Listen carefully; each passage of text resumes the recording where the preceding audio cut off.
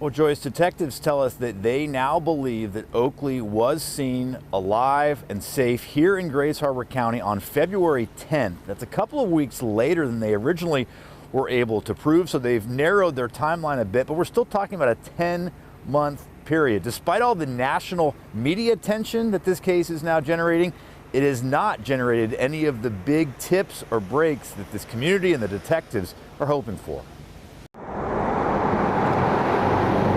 We make organic bedding. They pay close attention to detail at Holy Lamb Organics, but based in Oakville, the hometown of Oakley Carlson, they're also thinking about the 5-year-old who's missing. It's not good news. It feels like it's not going to be a good outcome, but we're still hoping.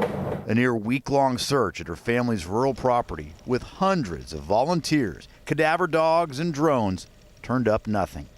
Her parents, Jordan Bowers and Andrew Carlson of Oakville, are in jail on accusations they refused to give medicine to a sibling of Oakley's, but they're considered persons of interest in her disappearance as well. Police originally said Oakley was last seen alive in late January, but a new, supposedly credible tip has them thinking she was last seen February 10th. But that's not nearly enough information to solve the case. We have to work back a week, it's difficult. If we have to work back 9, 10, 11 months, it's extremely difficult. Grays Harbor County Undersheriff Brad Johansson wants to hear from anyone who saw Oakley or her parents at any time this year. But they admit hope for a good outcome in all of this is fading. At this point, she was last in the care of her parents, and unfortunately, the reality that she's going to be recovered and safe and sound is becoming smaller and smaller.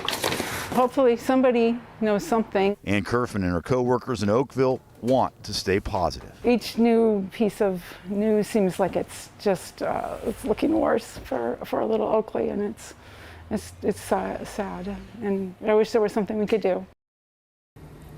So now with that big property search all wrapped up, I asked the undersheriff what the next step is. He says they still have some tips to go through, but he admits they're waiting on that one big major tip to be called in. As far as Oakley's parents, they remain locked up here at the Grays Harbor County Jail at least until their next court appearance at the end of the month. Live in Grays Harbor, Drew Mickelson, King 5 News.